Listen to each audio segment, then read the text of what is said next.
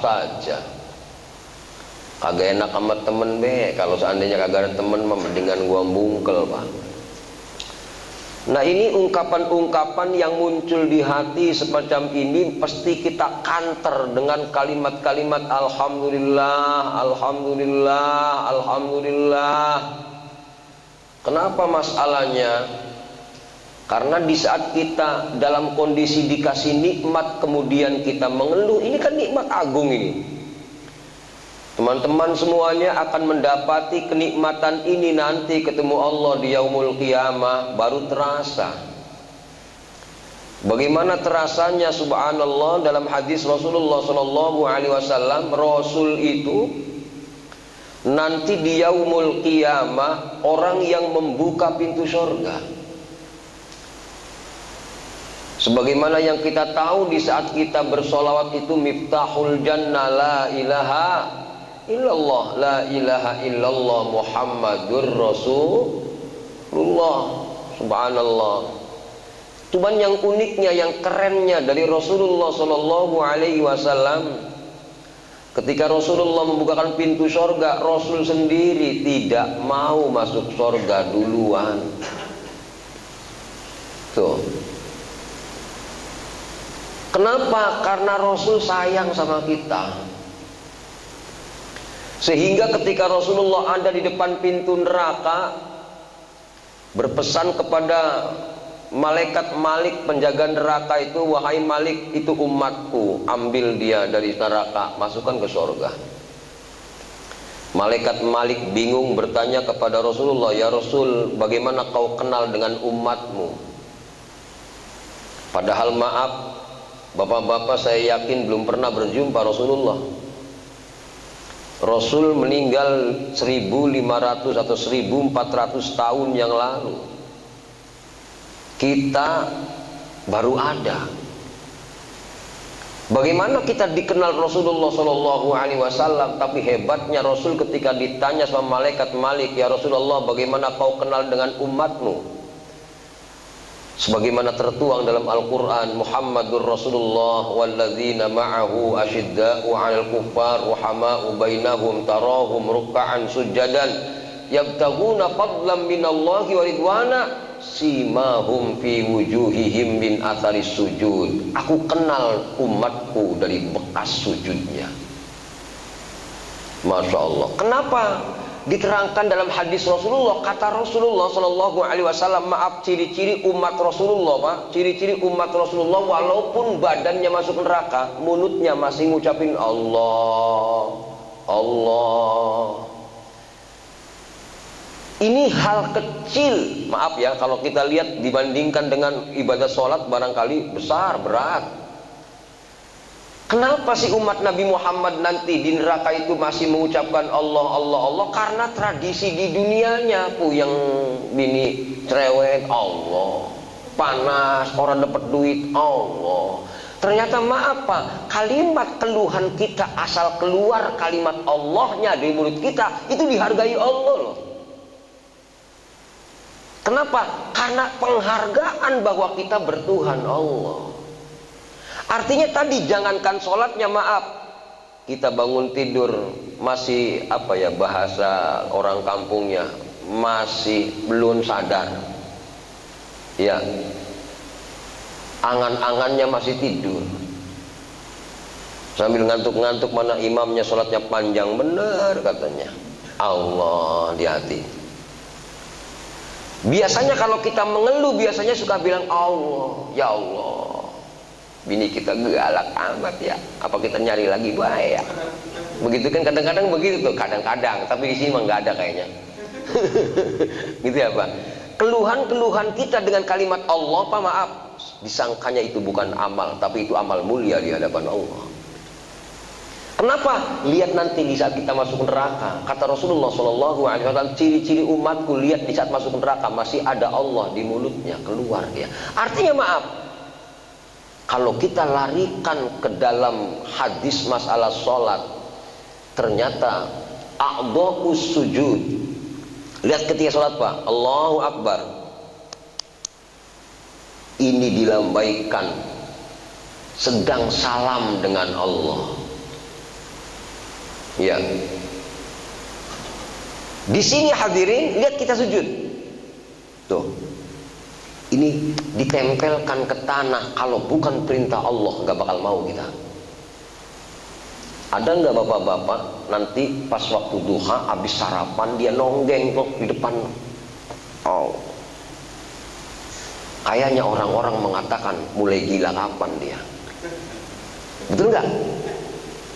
Sekarang pertanyaannya, apa bedanya dengan tadi subuh? Pak, tadi nonggeng juga subuh, jidatnya ditempelin. Jawabannya adalah, kalau yang nanti habis sarapan dia nonggeng di luar, itu mungkin stres dia. Betul ya? Tapi tadi itu orang yang sedang taat kepada Allah. Tuh. Karena dia taat kepada Allah Subhanahu wa ta'ala, maka maaf, tidak mungkin ketaatan kepada Allah tidak dihargai Allah. Itu nggak mungkin. Makanya kata Rasulullah, lihat umatku nanti, ketika aku mengenali umatku di saat dia dimasukkan ke neraka, ciri-cirinya mukanya walaupun badannya habis kebakar karena banyak maksiat, dia main ke sono, dia main kemari, iya kan ya, dia jilat ke sono, dia jilat kemari, tapi maaf masih sholat dia. Lihat mukanya tidak akan terbakar di neraka dia. Kenapa mukanya tidak terbakar di neraka? Karena Allah menghargai sholatnya, Pak. Walaupun maaf, sholatnya nggak tahu ingat apaan tadi. Tadi sok maaf, sholatnya ingat apa tadi? Mungkin zahirnya sholat, batinnya nggak tahu, kelayaban kemana-mana mungkin. Tapi kalau orang sini mah kayaknya nggak ada. Subhanallah. Kemudian lihat Pak, maaf, di saat kita sujud ini nggak akan terbakar di neraka. Kenapa kok Ustadz nggak dibakar di neraka, padahal neraka panasnya luar biasa, sampai-sampai sebiji dzarrah dimasukkan di bawah sandal kita, itu otak kita mendidih. Tapi kenapa yang tadi tangannya nggak bisa kebakar di neraka? Itu yang saya katakan, kalau orang sudah menghamba kepada Allah, Allah tundukkan semua yang menjadi makhluknya. Hampir mirip dengan Nabi Ibrahim alaihissalam. Di saat Nabi Ibrahim dibakar di api, cukup Allah mengatakan, ya naru kuni bardan wasalaman ala Ibrahim.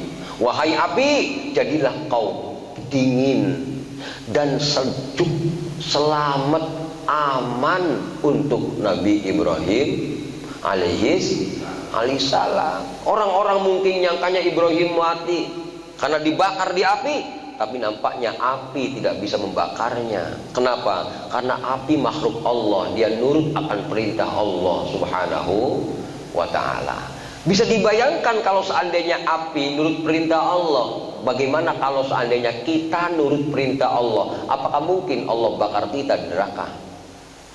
Makanya saya bilang, nanti Pak, Bapak akan tahu hebatnya arti sujud kita, zikir kita, ibadah kita di dunia ini. Nanti begitu badan kita dihantarin ke kuburan itu, ya, bila datang Israel mencabut nyawamu, semua akan menggigil sekujur tubuhmu. Fardu kifayah akan berlaku pada dirimu. Setelah engkau dimandikan kain putih yang dibalutkan, setelah kau disolatkan ke pusaramu, kau diantarkan, kau ditinggalkan di dalam kubur yang gelap gulita, kau tinggalkan dunia yang selama ini kau anggap surga. Kain kapan hancur dimakan tanah, cacing ular dan apa tuh? Udah lupa lagi Pak itu. Aku tak kalau nyambung ya.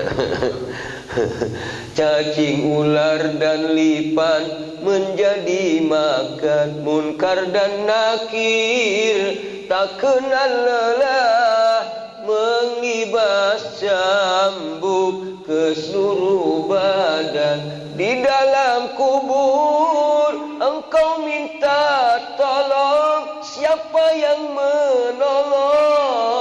Hukum Tuhan berlaku, adakah hartamu? Adakah keluargamu? Harta balik lagi, anaknya balik lagi. Adakah temanmu?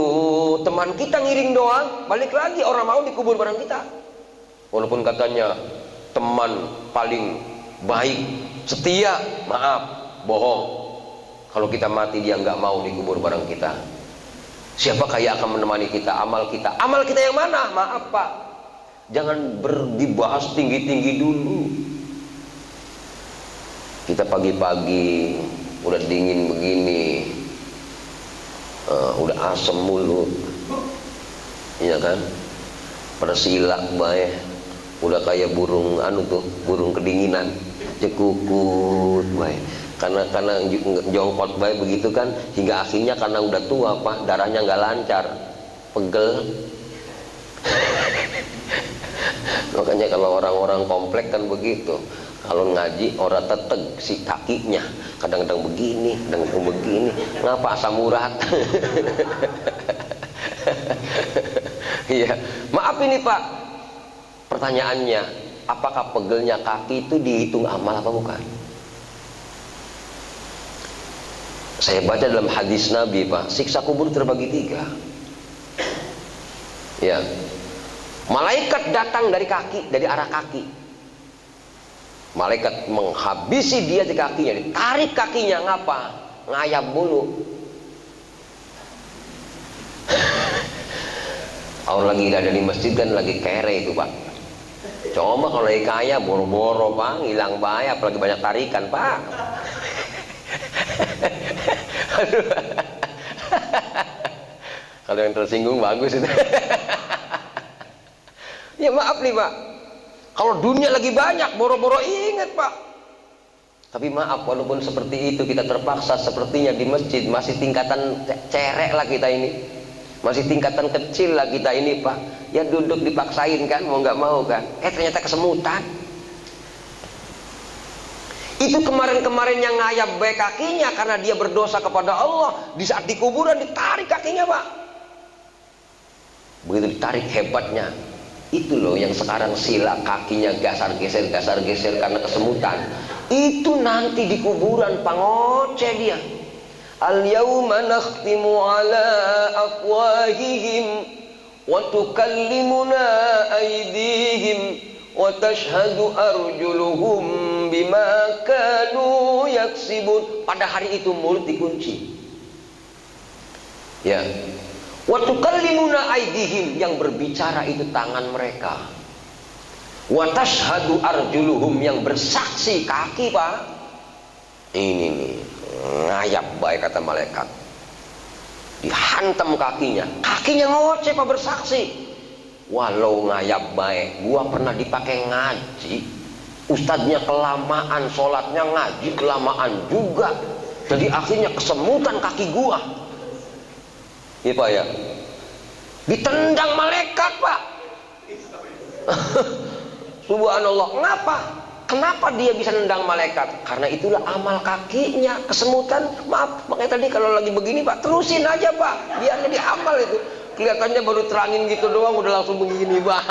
Saya nggak nerangin nyalain bapak-bapak, bukan. Maksud saya jangan dianggap amal kecil loh. Walaupun seperti itu, kalau memang ada Allah di hatinya, maka amal itu tidak bisa dilihat hebat dan tidaknya dari sikapnya, dari banyaknya amal. Tapi maaf, yang menentukan amal itu pahalanya tinggi sebenarnya adalah tauhidnya, mengesahkan Allah apa tidak di hatinya. Makanya nanti siksa kubur Pak, saya waktu rumah saya kan ke Gusur Tol itu, samping rumah saya kuburan Pak, persis. Di rumah saya tuh kalau dulu waktu belum dipagar rumah saya, kalau pulang malam-malam itu yang kalau keserot lampu motor, mesan kuburan gitu loh. Begitu itu kuburan dibongkar Pak, saya menyaksikan, Masya Allah, luar biasa. Ternyata benar kalau dalam hadis Nabi, siksa kubur terbagi 3, malaikat datang lewat kakinya, dihantam kakinya, nggak kena Pak. Kenapa? Kakinya dipakai kesemutan buat ngaji, nggak jadi dia nyiksa kakinya. Ternyata maaf, comot perutnya. Iya, mengapa? Dia napas tidak pernah ingat Allah. Tapi walaupun napas tidak pernah ingat Allah, kalau baca Quran Pak, maaf, sampai nahan-nahan napas. Kenapa? Takut nyuri napas. Alhamdulillahi Rabbil Alamin. Bapak saya yakin gak ada yang mau napas ketika baca Alhamdulillahi Rabbil Alamin. Itu nahan napas itu. Kembang kempis perutnya. Ternyata di saat ditariknya perut kita, karena kita ini maksiat kepada Allah, pernah makan mungkin yang haram, pernah makan mungkin hal-hal yang tidak baik, atau mungkin napasnya pernah digunakan untuk maksiat kepada Allah, tapi ketika perutnya ditarik, tapi nampaknya perut itu akan berbicara, walau aku maksiat, tapi perutku ini aku gunakan untuk membaca Al-Quran, aku nggak berani ngambil napas sehingga perutku agak tegang, gitu loh. Makanya maaf, kalau siksa kubur itu, saya lihat realnya di lapangan itu, ternyata ada jenazah mayit itu yang kakinya nih tengkorak kakinya begitu Pak, ke kepala. Ada yang kepalanya ke kaki gitu. Ada yang utuh nih kondisinya, perutnya gosong Pak. Oh, makanya maaf, saya kalau ngaji lama Pak. Kenapa? Minimal bapak saya bela kakinya pasti kesemutan. Jadi bapak yang nggak sadar itu paling nyalain ustad, sarapan udah datang ngaji masih belum kelar, ente kagak ngerti coy. Gua punya tujuan ini, tujuan nyelamatin ente dari siksa kubur nih, kan begitu Pak. Udah ngaji, udah selesai itu kan, begitu terangin Pak, maaf nih, kantuk nggak tahu ngerti apa nggak ngerti itu. Kata guru saya, yang ngerti mah geleng-geleng, yang kagak ngerti antuk-antuk. Kalau ngaji kan gitu Pak. Atau mungkin bapak zikir, la ilaha illallah, la ilaha.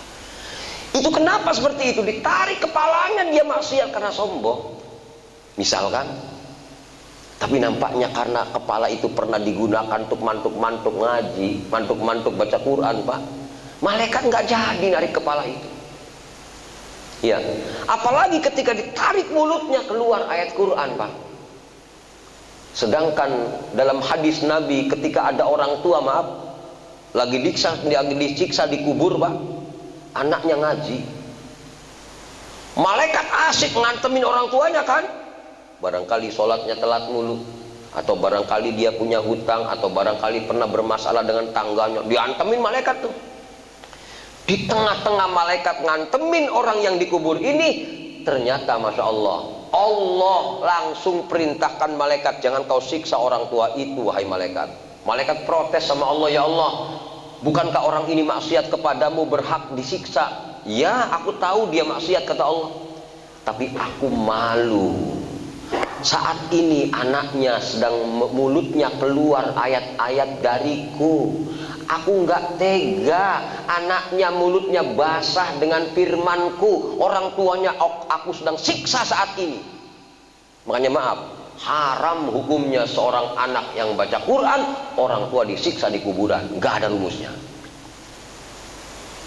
Maaf Pak, berat baca Quran, tapi saya yakin ada efek positif. Berat yang namanya ngaji kesemutan, tapi yakin ada manfaat. Kenapa seperti ini?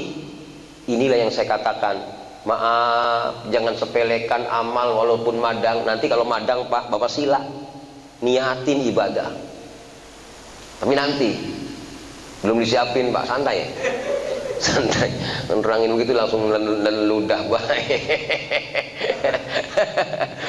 Santai dulu ya Pak. Artinya maaf ini Pak, tidur jangan dianggap bukan ibadah.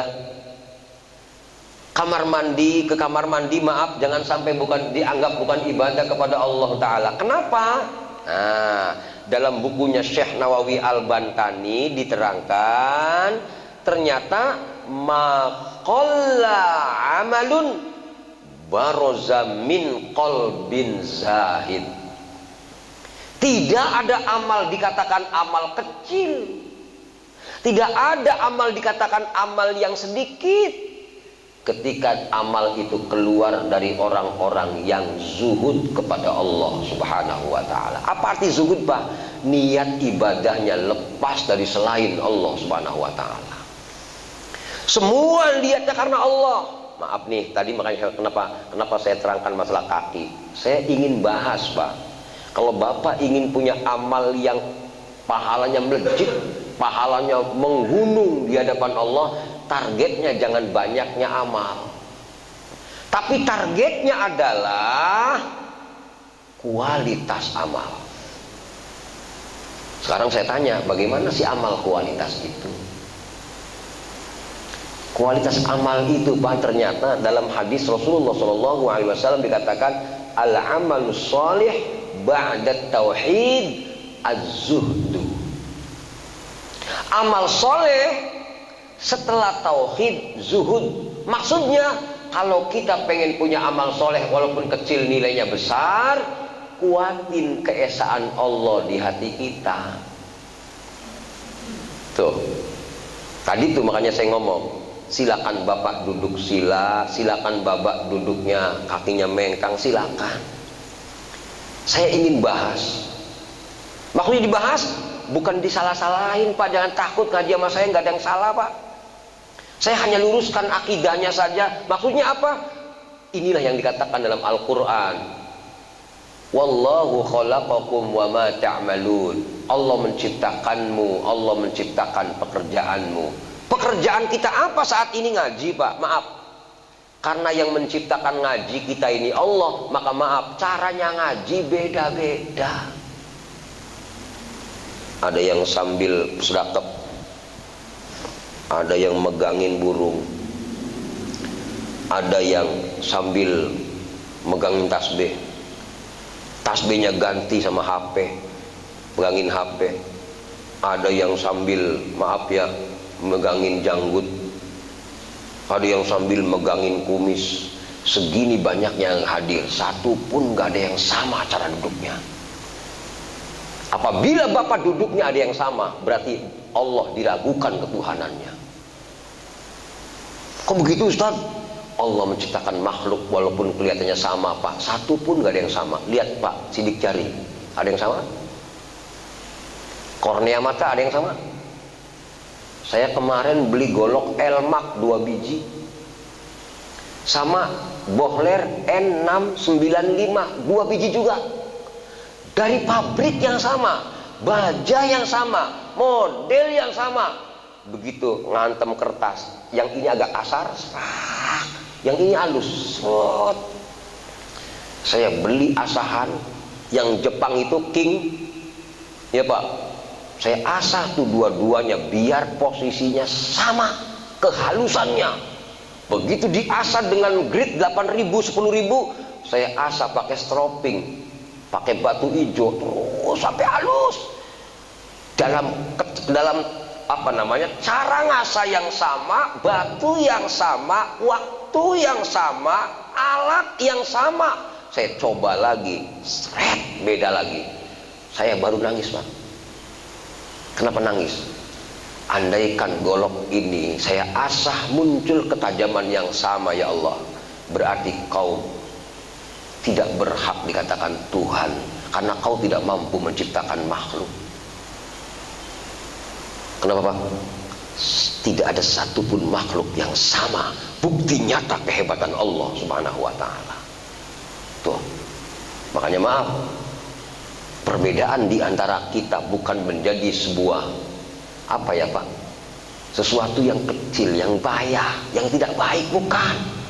Tapi justru perbedaan itu menunjukkan hebatnya Allah Subhanahu wa Ta'ala. Nah, inilah kalau kita muncul tauhid tadi tuh, hebat banget ya Allah, bajanya sama, yang bikin orangnya sama, hasilnya beda, cirinya beda, ngerus motong sapinya, hasilnya beda Pak.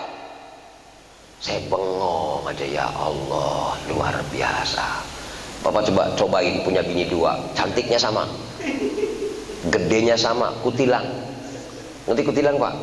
Kuning, tinggi, langsing, sama, hidungnya mancung, sama.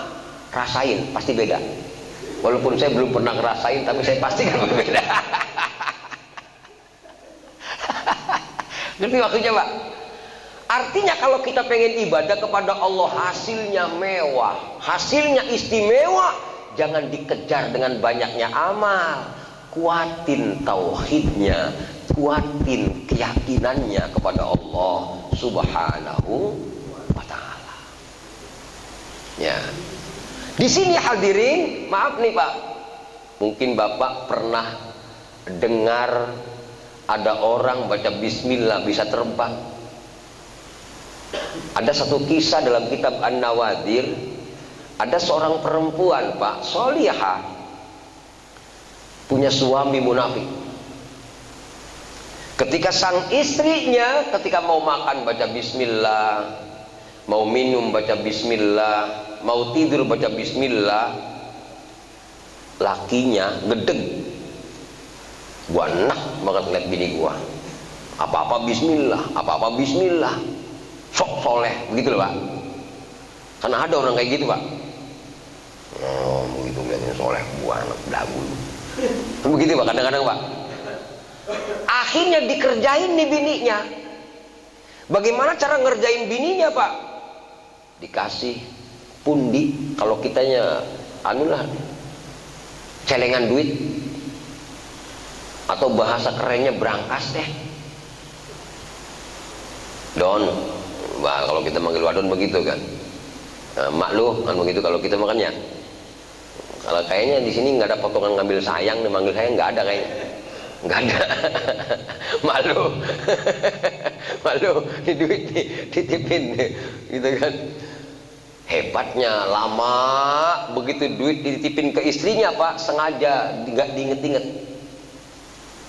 Begitu udah lama, dalam 1 tahun 2 tahun, duit itu dari lemari yang disimpan suaminya, istrinya, diambil, lempar ke sumur. Zaman dulu kan masih ada sumur tuh.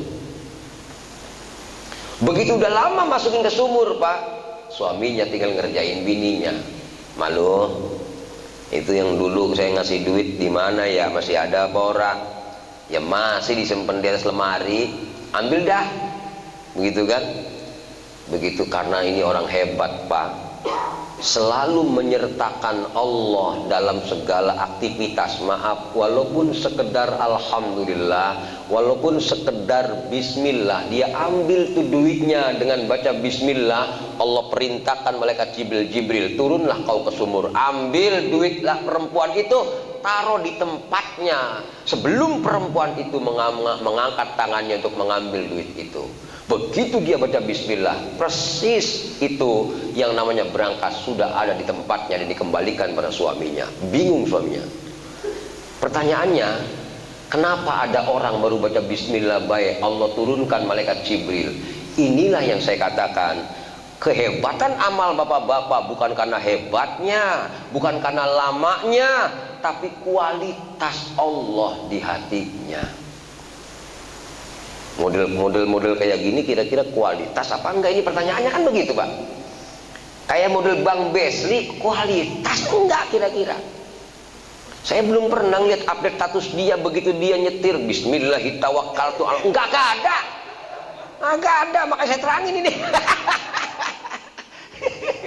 Iya, roman-romannya orang mau kualitas. Gak ada, saya scroll dikit-dikit, saya simpan video-videonya nih, pengen ngajar dia gitu kan. Gak ada bismillahirrahmanirrahim Allah. Nggak masalahnya hadirin yang dirahmati Allah Subhanahu wa taala. Maaf, jangan dilihat ngetir itu bukan ibadah. Jangan dilihat tidur bukan ibadah hadirin. Maaf, ini selagi kehadiran Allah di hatinya muncul, itu hebat nilai ibadahnya. Mungkin bapak-bapak pernah mendengar satu hadis Nabi Muhammad SAW, naumul alimi khairun min ibadatil jahil. Tidurnya orang alim lebih hebat dibandingkan dengan ibadahnya orang bodoh. Mana yang dimaksud orang bodoh? Orang bodoh itu ibadah kalau ada maunya. Lagi puyeng, arisan, waktunya bayar kagak ada, nonggeng sujud, ya Allah. Waktunya kondangan di mana-mana, mana ditaruhin sejutaan lagi. Ya kan jidat sampai hitam, sujud bae, ya Allah, arisan banyak bener ini. Mana bocah belum bayar sekolah, sujud bae dia. Anaknya udah bayar sekolah, arisan udah kebayar, orang nonggeng lagi, Pak. Apa kata Bang Besri? Ya Allah, dadah, udah kelar urusan. Gua libur dulu sholatnya. Maaf ya, artinya ini ibadat, cuman sekedar lagi puyeng doang. Ini berarti ibadahnya orang bodoh, Pak. Ya, makanya maaf, dalam hadis Nabi dikatakan tidurnya orang alim lebih utama dari ibadahnya orang bodoh. Pernah mungkin kita mendengar ada satu kisah itu, Rasulullah sedang ada di masjid, tiba-tiba Rasul ketawa. Ngetawain apa ya Rasulullah? Itu ngetawain iblis. Kenapa? Itu iblis mau masuk masjid orang bisa. Ditanyain sama Rasul, iblis, kamu mau masuk ke masjid orang bisa ngapa? Takut ya sama yang sholat. Apa kata iblis? Orang pisan. Apaan sholatnya cuman pengen lagi puyeng doang. Iya. Begitu sholat duha pengen buka toko, tokonya libur, boro-boro duha subuh hilang. Kan ada orang begitu Pak, kalau mau buka toko duha dia, begitu tokonya nutup Pak, subuhnya bablas pisan.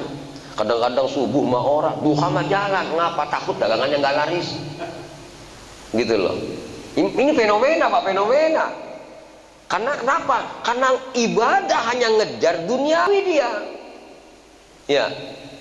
Padahal nilainya ibadah bukan karena banyaknya tadi, tapi lepas Allah semua di hatinya. Ya Allah, walaupun saya bukan orang baik, saya ingin belajar ibadah ini hanya untuk mengagungkan Engkau ya Allah. Dia pakai baju rapi, dia pakai sorban rapi, bukan untuk nampang-nampang dengan orang, tapi malu.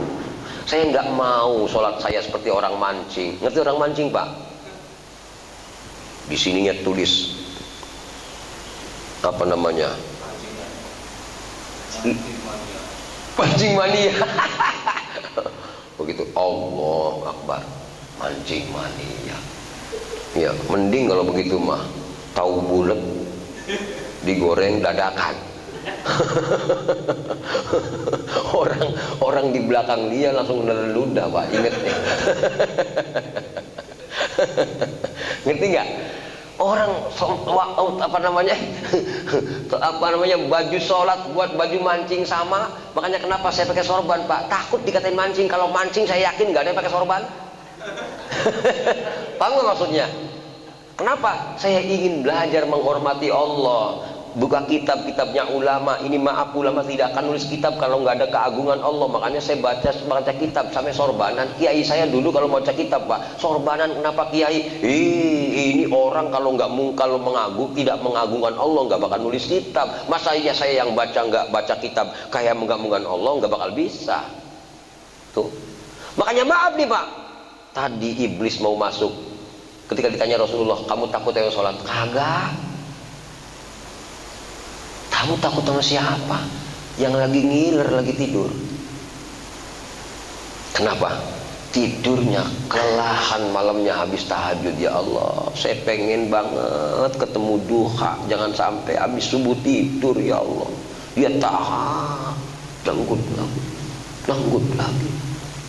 Dia bela habis subuhnya tidak berbaring. Dia bela habis subuhnya tidak mau tidur lagi. Karena Rasulullah SAW setiap habis subuh tidak mau tidur lagi, walaupun ngantuk. Rasul ame jin kayak begini Pak, habis subuh itu. Karena dia pengen mengikuti sunnah Nabi SAW, Allah hargai dia. Sampai iblis pun ketika mau mendekati dia nggak berani Pak. Apalagi maaf, ada orang yang mau tidur punya wudhu Pak.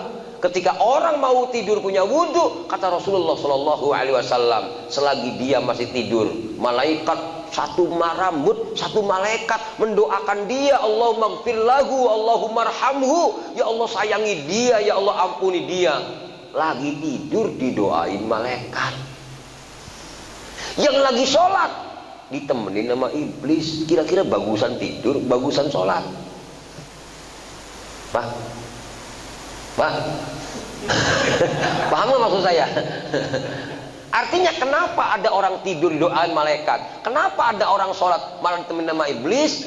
Ini yang saya katakan, kualitas ibadah bukan dari banyaknya, letak ketauhidannya, keyakinannya di hadapan Allah Subhanahu wa ta'ala. Makanya kalau anak-anak santri itu kalau kelas menengah tingkat pre-intermediate biasanya ngapal nazom Imriti dia, alhamdulillahilladzi qad wafaqa lil ilmi khaira khalqihi wa littuqa hatta nahat qulubuhum li nahwihi fa min azimi sya'nihi lam tahwihi fa usribat ma'na dhamiri syani wa arabat bil hani bil alhani idzil fata hasba tiqadihi rufi wa kullu man lam yaqtaqid lam yantafi. Apa maksudnya?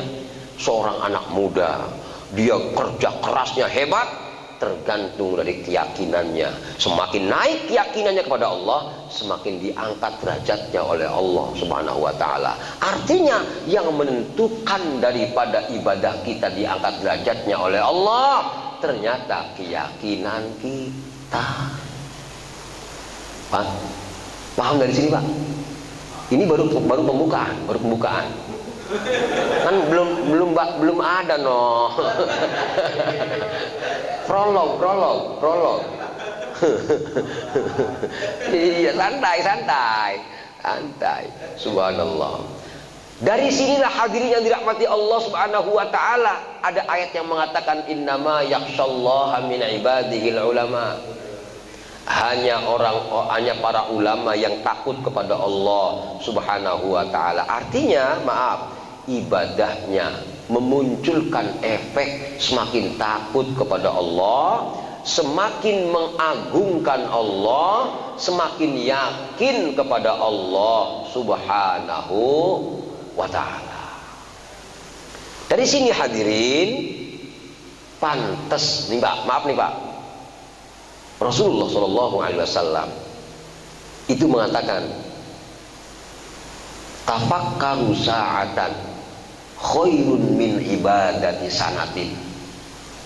Tafakkur satu saat itu lebih baik dibandingkan dengan ibadah setahun. Satu saat sejam Pak. Sehari 24 jam, kita pakai sejam aja. 1 jam kita tafakkur, mengalahkan ibadah setahun Pak. Berapa jam setahun itu? Tafakkur yang model apa? Contoh, pantesan bini gua ngomel-ngomel dulu, ada apa? Ya Allah, bimbing hambamu untuk mengenal watak istriku. Ada apa dia ngomel-ngomel mulu ya Allah? Dia nunduk. Bukan berarti ketek Pak, diomelin bini diem. Ngapa? Tafakur dia. Tafakur Pak. Karena maaf Pak, yang kenal istri kita ya Allah Pak. Betul nggak? Walaupun bapak-bapak nikah sama bini udah anak 5 biji, orang kenal sama bininya. Siapa yang kenal? Ya Allah. Makanya bertanya kepada Allah, ya Allah, kenapa bini saya uring-uringan? Oh, ternyata pengen dibeliin gelang Pak. Ngapa taunya? Dia ngeliatin gelang temennya baik. Mana temennya kalau ngaji pakai gelang begini baik. Gara-gara begini nih. Ketika bapak hatinya terbuka, kemudian mah kita berangkat ke pasar yuk. Habis sampai ke pasar, ngapain bang? Udah main baik. Tuh, mau nggak tuh? Lihat. Kurang ajarnya Bang Mesdi mas, ngeliatin beneran, lihat, kagak dibeliin. Boro-boro, Masya Allah. Padahal maksudnya adalah istri itu perlu dihargai, Pak. Oh, ternyata istri itu butuh penghargaan. Ya udah, kita malah maunya apa mah? Oh, lu gelang yang 5 gram, ambil, gitu kan? Jangan ambilnya doang, gua bayarin, begitu maksudnya. Sampai rumah Pak, yang tadinya males dandan Pak, sampai pantat dikacain.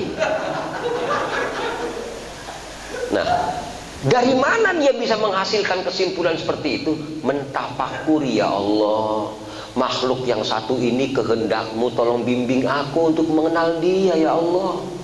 Lain sama orang nggak tafakur Pak, punya bini marah-marah mulu mah, orang wadon mah takutnya sama orang wadon lagi, kita cariin lawannya. Betul Pak? Akhirnya malah emosi, habis-habisan dia. Inilah antara tafakur dan tidak tafakur, tentu beda. Kenapa orang itu tafakur kepada Allah? Maaf Pak, luar biasa. Dalam ada satu kitab, saya punya An-Nawadir Syekh Shihabuddin Al-Qalyubi, ulama yang muncul di zaman Daulah Bani Abbasiyah, hampir sejaman dengan Imam Syafi'i pada tahun 1100-an gitu loh. Kalau Imam Syafi'i itu wafat tahun 1100, kalau Syekh Shihabuddin 1060 sekian, 67 kalau nggak salah, artinya di abad ke-11 ya. Ternyata ada seorang raja atau apa ya, kalau zaman sekarang gubernur. Ada seorang gubernur Pak, ya Allah, punya selir banyak. Nanti selir Pak, budak belian itu boleh dikawin tanpa dinikah Pak. Kalau budak itu perempuan hasil rampasan perang Pak.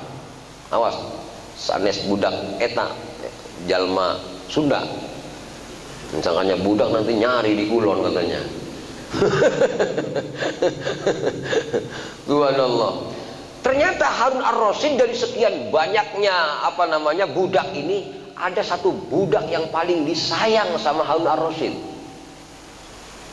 Begitu dilihat budaknya, perempuannya, jariyatun sauda, dalam kitab budaknya hitam. Iya. Ternyata qabihatul manzor, mukanya jelek. Itu orang-orang pada ngomong di mana-mana, malu-malu be gubernur, bukannya senengnya yang cantik, malah yang gembrot, hitam, bunder. Harun Ar-Rasyid di saat diomong seperti itu, dia diam, tidak bergeming. Orang nggak mengerti bagaimana aku menilai seseorang. Ya. Satu kisah Harun Ar-Rasyid untuk menghibur dirinya Pak, dia kumpulin tuh dayang-dayang budak-budaknya yang perempuan itu, dia ngambil duit 100 ribuan kalau sekarangnya, dibuang. Itu segitu banyaknya perempuan-perempuan, budak-budak itu berebut duit Pak. Wow, kalau di Arab itu kalau ada gejolak politik, rajanya biasanya bagi-bagi duit. Beda dengan Indonesia Pak. Oleh gejolak politik, pertahankan BBM, Pertamax jangan turun lagi karena harga minyak global. Alasan turunin dong minyaknya, harusnya begitu, bagi duitnya. MBG dibubarin, bagi duitnya masyarakat, begitu harusnya. Wahai para pemirsa yang budiman. Ngerti maksudnya Pak? Kalau Arab Saudi Pak, kalau terjadi huru hara, itu burung merpati segitu banyaknya ditangkepin Pak, kemudian dibandulin duit, suruh terbang dia biar duit di mana-mana. Arab Saudi Pak. Ya, kalau Indonesia dicekek. Ya, maaf kalau seandainya bicara 1 liter 4.000 mah gak ada urusan. Kalau bolak-balik Cirebon kan 50 liter Pak. Ada yang ngomong rakyat yang mana? Gua rakyat supir pribadi, saya bilang nyupirin dewek.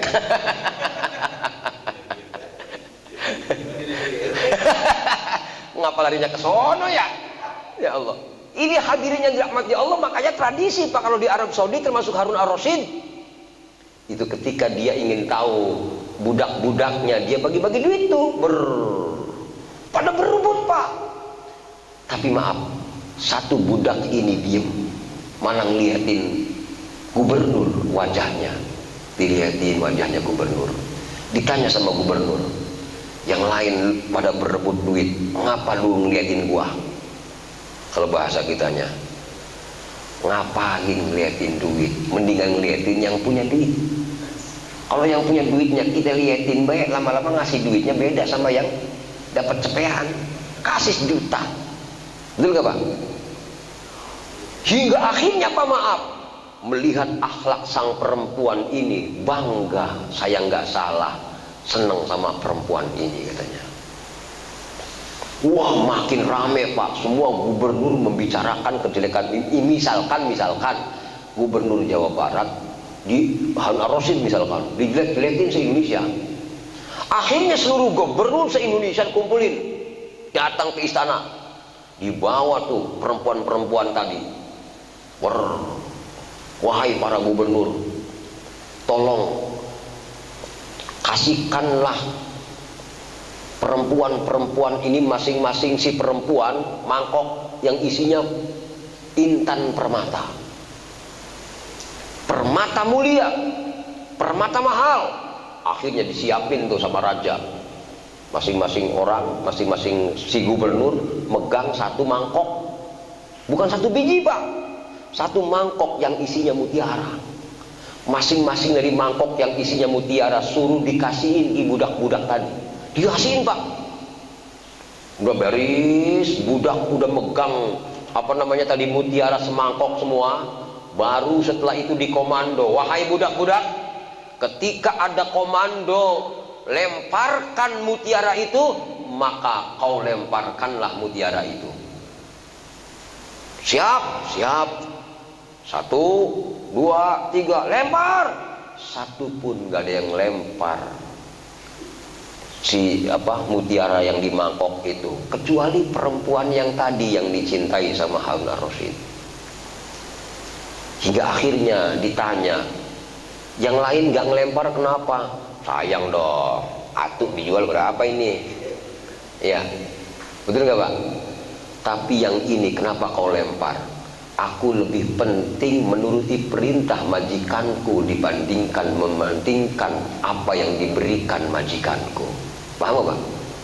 Mutiara diberikan majikannya, tapi sebenarnya yang lebih hebat ikut perintah majikan. Kenapa Nabi Ibrahim tadi dibakar di api nggak apa-apa? Kenapa Nabi Sulaiman bisa terbang di atas awan? Kenapa Nabi Muhammad bisa menurunkan bulan dan dibelah bulan itu? Karena Nabi Muhammad, Nabi Sulaiman, Nabi Ibrahim orang yang siap mengikuti perintah Allah tanpa memperhatikan apa pemberian Allah kepadanya. Itulah kualitas. Kalau iblis lain Pak, iblis mah hitung-hitungan, Masya Allah. Apaan? Ya Pak, maaf nih, iblis nih suruh sujud sama Nabi Adam. Wahai iblis, sujudlah kau. Aba wastakbar wa kana minal kafirin. Ogah, katanya begitu. Ngapa lu ogah? Qala ma mana'aka alla tasjuda idz amartuk. Yang menjadikan kamu ogah diperintah untuk sujud pada Adam apa iblis? Apa kata iblis? Ana khairum minhu, aku lebih baik darinya. Lebih baik apa? Khalaqtani min nar, kau ciptakan aku dari api. Wa khalaqtahu min tin, kau ciptakan dia dari tanah. Bukankah antara tanah dan api lebih mulia api? Ngapa? Karena api bisa membakar tanah hingga akhirnya jadi bata merah. Padahal maaf, di atas api ada yang lebih hebat Pak. Kalau bicara makhluk, ya Pak, apa di atas api yang lebih hebat? Apa Pak? Yang bisa mengalahkan api apa? Air. Kira-kira maaf, apakah mungkin air bisa mengalahkan api kemudian tidak ada tandingan untuk air? Ayo, yang bisa ngelawan air. Ada yang tahu? Halo? Tanah lagi baik. Tadi tanah udah kan. Tanah tadi berantem sama api, ya kan? Api dikalahin sama air. Nah sekarang yang bisa mengalahkan air apa? Angin, bener itu. Nah kalau maki-maki anak muda.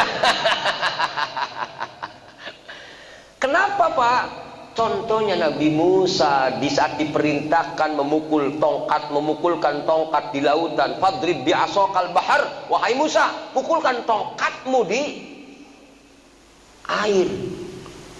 Itu yang terbelah, Pak. Ternyata dalam penelitian, saya baca bukunya Profesor Baikuni MSc, ilmu tafsir Quran dalam kealaman. Ternyata dalam penelitiannya para ilmuwan, jadi posisi Sungai Nil itu di bawah, Pak. Di atasnya gunung gitu loh. Gunungnya double 2. Allah tiupin angin dari sini, belah tuh. Ternyata air bisa dibelah sama angin. Laut loh, Pak. Laut Merah. Sungai Nil, maaf. Ya. Artinya ternyata di atas air ada angin, Pak. Pantas kalau angin itu ditundukkan oleh Nabi Sulaiman untuk terbang kemana-mana. Ternyata maaf, angin ditundukin Nabi Sulaiman, kalah angin sama Nabi Sulaiman. Sekarang pertanyaannya, di atas Nabi Sulaiman yang berkendaraan angin atau awan, ada nggak, Pak? Ternyata di atas Nabi Sulaiman itu ada yang namanya Nabi Muhammad Sallallahu Alaihi Wasallam. Lihat di saat Isra Mi'raj, Nabi Muhammad naik apa? Naik barkun. Barkun itu kilat, Pak. Kilat terbuat dari cahaya, Pak. Makanya Nabi Muhammad dikatakan huwan nur. Huwan nur, huwan nur. Nurnya Nabi Muhammad mengalahkan matahari. Makanya Nabi Muhammad nggak ada bayangannya. Keren. Maka Nabi Muhammad dikatakan Sayyidul Syams, pimpinannya matahari Rasulullah. Sayyidul Qamar Rasulullah. Sayyidus Samawat, pemimpin langit Rasulullah. Pemimpin bumi Rasulullah. Kenapa? Bumi, langit dan seisinya diserahkan kepada Rasulullah Muhammad Sallallahu Alaihi Wasallam. Kenapa? Karena tauhidnya Rasulullah yang sangat kuat, sehingga nur, cahaya, barkun siap dipakai untuk naik ke langit dalam waktu yang tidak lama, tidak nyampe setengah malam, hanya seperempat malam, mampu bolak-balik dari langit 1, 2 sampai 7 sampai kembali lagi. Tempat tidur Rasulullah masih hangat, Pak, udah nyampe, Pak. Kenapa Rasul punya keistimewaan semacam ini? Kenapa Rasul ditundukkan barkun kilat? Karena Rasulullah Shallallahu Alaihi Wasallam tauhidnya kuat. Kenapa orang kafir itu benci sama Rasul? Tidak kemudian Rasul mengatakan dia benci kepadaku. Tidak. Allah izinkan aku, orang itu benci aku. Makanya pamannya, walaupun dia Abu Lahab kayak apa bencinya sama Rasul, Pak. Dikatakan dalam Al-Quran, tabbat yada abi lahabi watab ma aghna anhu maluhu wa ma kasab sayasla naron dzata lahab wa imra'atuhu hammalatal hatab fi jidha hablum mim masad. Abu Lahab itu, Pak, kalau Nabi dakwah A diputar balik jadi Z, Pak. Istrinya kompor medug, untuk kompor medug. Ucapan Nabi Muhammad digodok biar terjadi benturan-benturan. Gitu loh. Masya Allah, ketika Abu Lahab mati, Pak, maaf ya, diturunkan 10 tahun tabat yada abi lahabi watab itu turun dari setelah munculnya tabat, Abu Lahab mati 10 tahun. Ketika sudah matinya Abu Lahab, sahabat baca tabat, Pak, Rasul nangis, Pak. Kenapa ya Rasulullah? Bukankah dia kafir? Apa jawaban Rasulullah? Sekafir-kafirnya dia pamanku. Inilah orang yang tauhidnya hebat. Makanya maaf, saya nggak demen itu. Bila bini galak kita kawin lagi baik. Itu tauhidnya berantakan. Apaan orang tua dinasehatin suruh sholat, ogah gua mampir orang tua gua. Orang tua saya nggak taat sama Allah. Maaf, Pak, perintahnya wasahibhuma fid dunya ma'rufa. Temani orang tuamu dengan cara pertemanan yang baik, walau orang tua itu belum ibadah yang baik kepada Allah. Kenapa? Inilah yang dikatakan tauhid. Membela kedekatan diri kepada Allah bukan sekedar membela kebenaran, tapi membela keyakinannya di hadapan Allah Subhanahu wa taala. Makanya maaf, Nabi Muhammad tidak mau mencaci orang kafir, tidak mau menyakiti orang kafir, bahkan orang-orang yang dipenjara orang kafir disayang sama Rasul. Kenapa? Itulah bukti nyata ketinggian tauhidnya Rasulullah sallallahu alaihi. Maaf nih Pak, kalau diukur dengan iblis tadi, cemen Pak, kenapa ya tingkat bawah Pak, Rasul paling atas dia. Ada apa itu? Ternyata adalah ilaha, Masya Allah. Makanya pantas kalau ada hadis Nabi yang mengatakan man qala la ilaha illallah wa maddaha huddimat arba'atu alafi dzanbin minal kabair. Siapa orangnya yang mengucapkan la ilaha illallah ikhlas Pak, hanya niatnya untuk Allah dia, huddimat arba'atu alafi dzanbin minal kabair, Allah rontokin dia dengan satu kali baca la ilaha illallah 4.000 dosa besar. Masya Allah. Artinya dari sini Pak, kalau kita pengen punya amal yang hebat, ingat-ingat, jangan orientasinya banyak, jangan orientasinya lama, tidak. Innamal a'malu binniyat, luruskan niat kita, jangan niat mencari apapun selain mencari ridha Allah Subhanahu wa taala. Gitu Pak. Makanya maaf itu Rasulullah Shallallahu Alaihi Wasallam ketika mau ke masjid, barangkali Bapak ingin praktekin bagaimana ingin punya tauhid yang kuat, ikut Rasulullah dah. Rasulullah kalau mau ke masjid Pak, dipanggil azan, selesai itu buka pintu, Rasulullah ngomong apa? Ya Allah, aku akan pergi menuju Engkau. Aku tidak mau riya, aku tidak mau ujub, aku tidak mau dilihat orang, aku nggak mau nyombong kepada orang, aku ingin menghadap Tuhanku. Ya Pak, belajar Pak, coba. Mau makan bismillah, kenapa saya makan bismillah? Karena menghargai rizki dari Allah, bukan karena saya pengen dilihat orang, bukan. Artinya maaf nih Pak, bismillah kita kuatkan ingin mengagungkan Allah. Masuk kamar mandi Pak, kalau Rasulullah Pak, kapankah Rasul membaca doa sebelum masuk kamar mandi? Bapak tahu Pak, saya teliti hadisnya, ternyata Rasul itu kalau punya rasa mules, pengen buang, disitulah Rasul berdoa, Allahumma inni a'udzubika. Artinya apa? Saya pelajari kitabnya para ulama, Rasul itu sangat cerdas Pak. Yang ngasih mules itu Allah, langsung connect kepada Allah dia. Bapak tahu nggak, pahala gede sama anak, pandang wajah anak, ucapkan bismillah, ucapkan alhamdulillah. Kata Rasulullah, siapa orangnya yang mandang wajah anak, dia bersyukur kepada Allah, maka pahalanya sama seperti melihat wajah Rasulullah Muhammad SAW. Walaupun amal sepele yang melihat anak doang Pak, tapi hadirnya Allah di hati, itu pahalanya sama seperti melihat wajah Rasulullah Muhammad SAW. Luar biasa itu. Artinya hadirin, mulai hari ini kesimpulannya, kuatkan Allah kita walau amal sekedar madang. Ya Pak, jangan sepelekan urusan amal. Selagi ada Allah di hati kita, amal itu nilainya tinggi di hadapan Allah. Ya Pak ya, jangan sepelekan. Maaf nih Pak, di kisah menarik itu ada tukang bengkel Pak. Tukang bengkel nggak bisa ngaji Pak, maaf nih, tapi begitu meninggal yang marah banyak Pak.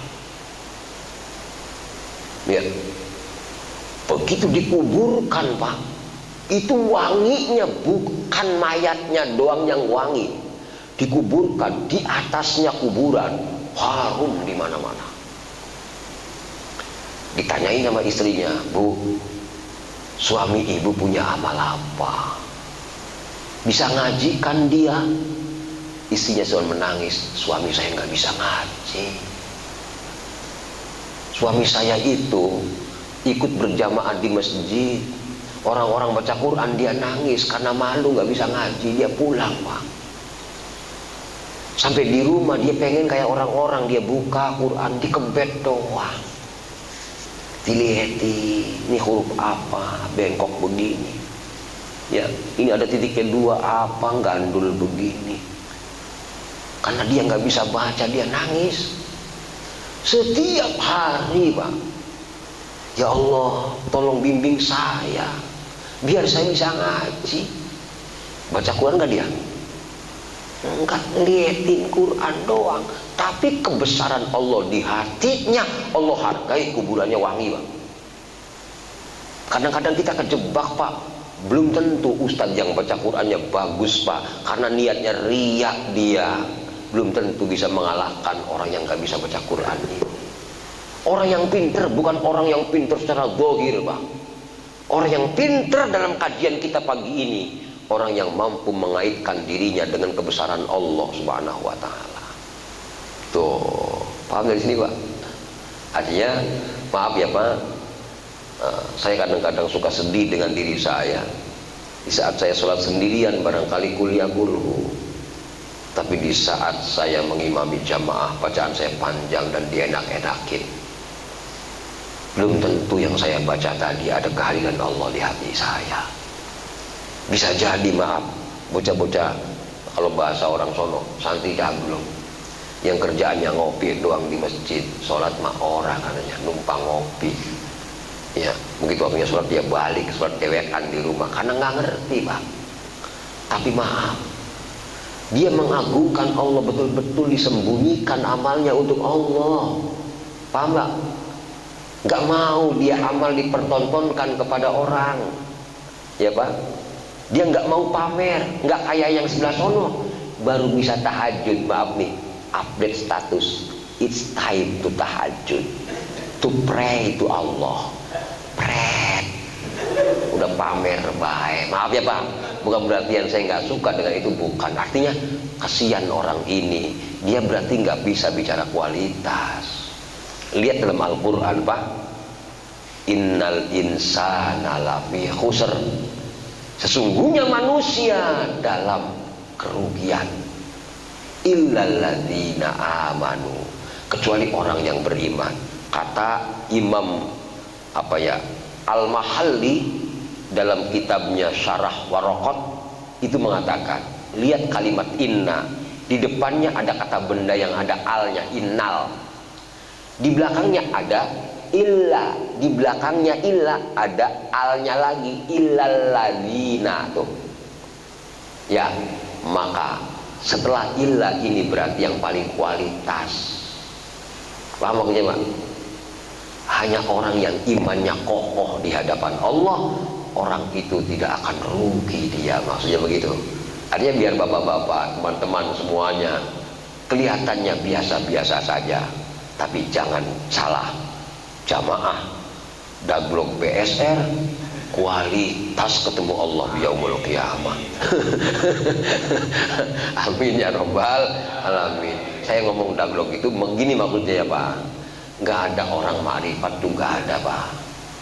Nggak ada orang ikhlas tuh, nggak ada, kecuali diikhlaskan Allah. Paham maksudnya Pak? Saya sebut bapak-bapak daglog itu bukan berarti bapak saya sepelekan, bukan. Bapak orang yang merasa bodoh di hadapan Allah, ngakunya daglog. Karena dia sadar orang bisa dekat sama Allah bukan dia pinter, tapi Allah yang mendekatkan dia. Orang mengerti Allah bukan dia pinter, tapi Allah memperkenalkan dirinya. Rasulullah Shallallahu Alaihi Wasallam pernah ngomong kepada sahabat-sahabatnya, wahai sahabatku, jadilah kau orang qanaah. Apa kata sahabatnya? Susah ya Rasulullah. Apa kata Rasulullah? Kamu nggak bakal bisa qanaah wahai sahabatku. Terus gimana ya Rasul? Kecuali Allah yang menjadikan kau qanaah. Bagaimana Allah bisa menjadikan aku qanaah ya Rasulullah? Mintalah kepada Allah, ya Allah, jadikanlah aku orang yang qanaah. Artinya bapak-bapak nggak usah ngerasa bisa, Nggak usah ngerasa bener, ngerasalah jadi orang nggak benar dengan tidak putus asa. Ya Allah, walaupun ibadah saya masih acak-acakan begini, ya Allah, tolong aku ya Allah, sebelum mati aku bisa menjalankan ibadah yang tulus kepadamu ya Allah. Ya Allah, matikan aku husnul khotimah, hingga akhirnya nih orang walaupun ibadahnya bagus, khusyuk, tidak akan menyombongkan diri dia. Beda dengan sebelah sono, haram, salah, nyalain deh orang. Kalau santri-santri BSR kayaknya enggak, insya Allah enggak, tawaduk semua. Ya Pak ya, lah buktinya waktunya sarapan juga orang keluar dia, ya mbak tawaduk itu. Hadirin, itu sebenarnya ini masih karena kitab ini tinggi Pak. Jadi saya harus nganterin pelan-pelan menuju ke arah zuhud. Ini baru tauhid. Itu pun baru sebagian kecil. Ntar nyambung lagi pertemuan berikutnya di minggu yang pertama setiap bulannya, saya geser di minggu pertama gitu. Saya pengen BSR itu saya olah di, ya mudah-mudahan Allah perkenalkan kita menjadi orang-orang yang dekat dengan Allah. Walaupun tampangnya nggak pantas orang dekat dengan Allah, ya Pak ya, nggak usah pikir tampang lah, nggak usah ya Pak ya. Yang penting kualitas kedekatan diri kita kepada Allah Subhanahu wa ta'ala. Makanya saya dari kemarin itu ini yang saya bawa gitu, Misbahul Dhulam, kitab sufi tapi tauhidnya cakep gitu, hampir mirip dengan Imam Ar-Razi dalam tafsirnya itu. Makanya harapan saya adalah, ya Allah, saya jangan sampai dari Jombang kemari jamaah orang berhasil gitu loh Pak. Pak, bapak-bapak paling 5 menit nyampe, saya mah bisa 15 menit. Belum dihitung dari Cirebon Pak, berapa jam saya kemari. Masa ya rugi. Cuman dapat makan pagi doang ya. Pengennya kan bapak-bapak ketemu saya nanti di sono, begitu saya masuk neraka, jamaah BSR berbondong-bondong menuju Allah. Ya Allah, saya nggak ridho orang kecil ini masukin ke neraka. Walaupun dia kecil ya Allah, dia ngajarin kita tauhid ya Allah, kenal Engkau ya Allah. Wah, jadi saya agamanya masih berantakan, ternyata yang belain ini dia orang-orang BSR, masya Allah. Bisa nggak begitu Pak? Kalau Allah berkehendak bisa Pak. Bisa jadi saya ditolong bapak-bapak, bisa. Kelihatannya saya saat ini mulia, belum tentu Pak. Karena yang menentukan mulia dan tidaknya hanya Allah. Kita sebatas berusaha, semua kemuliaan Allah yang punya. Hanya orang-orang yang tulus, polos. Bapak-bapak nggak ngarepin apa-apa. Saya yakin datang dari rumah nggak bakal ngarepin makan pagi doang, nggak bakal. Ya, di rumah juga bisa. Apalagi yang punya telur dewek ya Pak, tinggal dadar. Ngapain ngarepin dari masjid ya Pak? Mudah-mudahan, artinya saya ngomong kayak gitu, mudah-mudahan ya Allah, inilah orang-orang tulus kepadamu ya Allah. Bimbing kami semua untuk mendapatkan ridhamu ya Allah, amin ya rabbal alamin. Itu saja, kurang lebihnya mohon maaf. Kalau ada ya pertanyaan, nggak usah di sini Pak, nanti kelamaan udah asam di mulut ya, biar nanti di luar baik sambil ngopi gitu kan ya, biar santai mau saya. Dan ilmu itu nggak kesannya menakutkan gitu loh, Islam itu nggak kesannya gimana gitu, santai aja Pak, biasa-biasa aja. Rasul aja nggak nampak kayak orang bener banget itu, enggak. Rasul macul, Rasul madang, Rasul tidur, Rasul keringetan gitu, Rasul lapar, Rasul kawin, Rasul ke pasar, biasa aja gitu. Yang menentukan amal seorang bukan karena tampangnya, tapi takwanya di hadapan Allah Subhanahu wa ta'ala. Kita akhiri dengan kafaratul majlis. Subhanakallahumma wa bihamdika asyhadu an la ilaha illa anta astaghfiruka wa atubu ilaik. Assalamualaikum warahmatullahi wabarakatuh.